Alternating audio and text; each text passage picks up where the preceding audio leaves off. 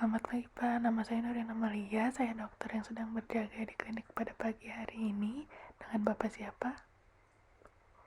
Baik Pak, selanjutnya saya akan melakukan pemeriksaan fisik, mungkin agak sedikit tidak nyaman dan mengganggu.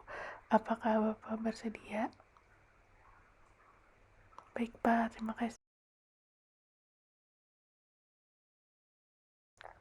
Memeriksa tekanan vena jugularis. Yang pertama, buat pasien senyaman mungkin, lalu menaruh bantal di belakang bagian kepala pasien. Lalu naikkan meja pemeriksaan sekitar 30-45 derajat. Lalu meminta pasien untuk menengokkan kepalanya ke salah satu sisi yang berlawanan. Lalu mengidentifikasi vena jugularis eksternal, dilihat menggunakan senter.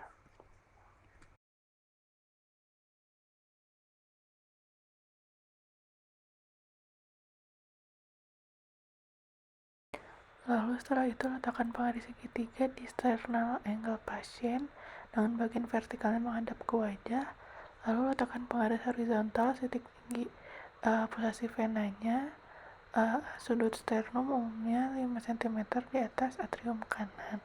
Lalu lihat tinggi bagian vertikal penggaris segitiga dari sternal angle yang ke titik kolaps vena yang kemudian diukur oleh kedua pertemuan garis.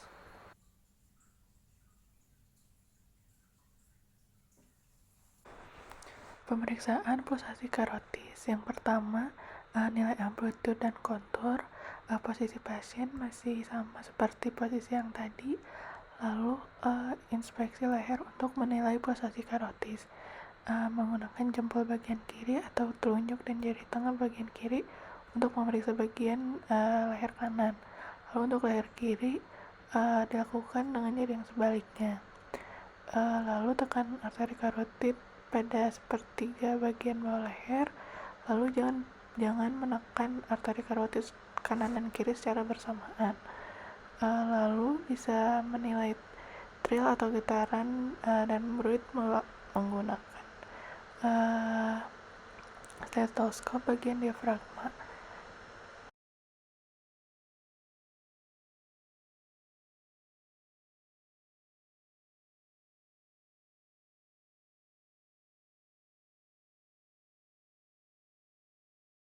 Saat memeriksa bruit atau trill dari pasien, kita hendaknya meminta pasien untuk menahan nafasnya sejenak.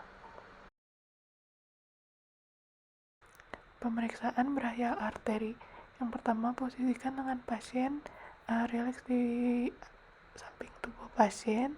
Lalu fleksikan tangan pasien dengan derajat tertentu untuk mendapatkan relaksasi otot yang optimal.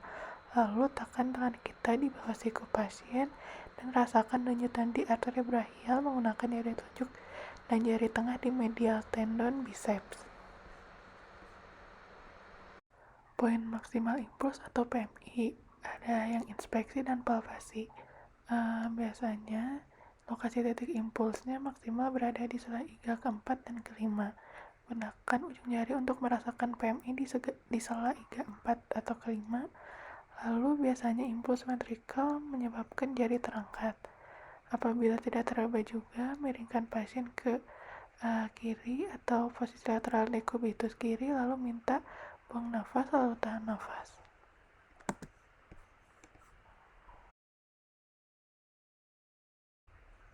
Point of maximal impulse bagian perkusi dan auskultasi.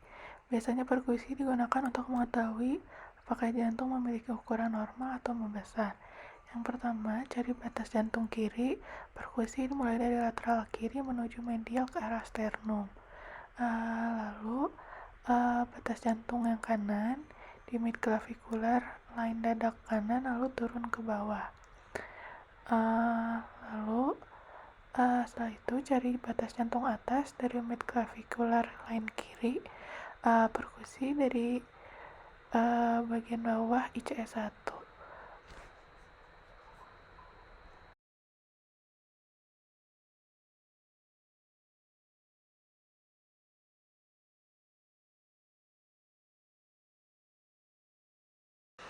Auskultasi atau pemeriksaan bunyi jantung.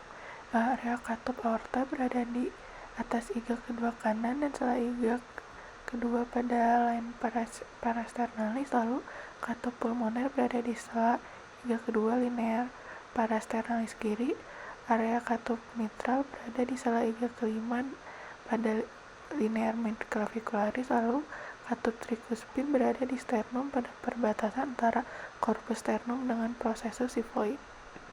Pemeriksaan ekstremitas dilakukan dengan menekan area dependen seperti tulang kering, menundukkan dua jari selama 2-3 detik, lalu mengecek ada atau tidaknya pitting edema. Sekian dari saya, terima kasih.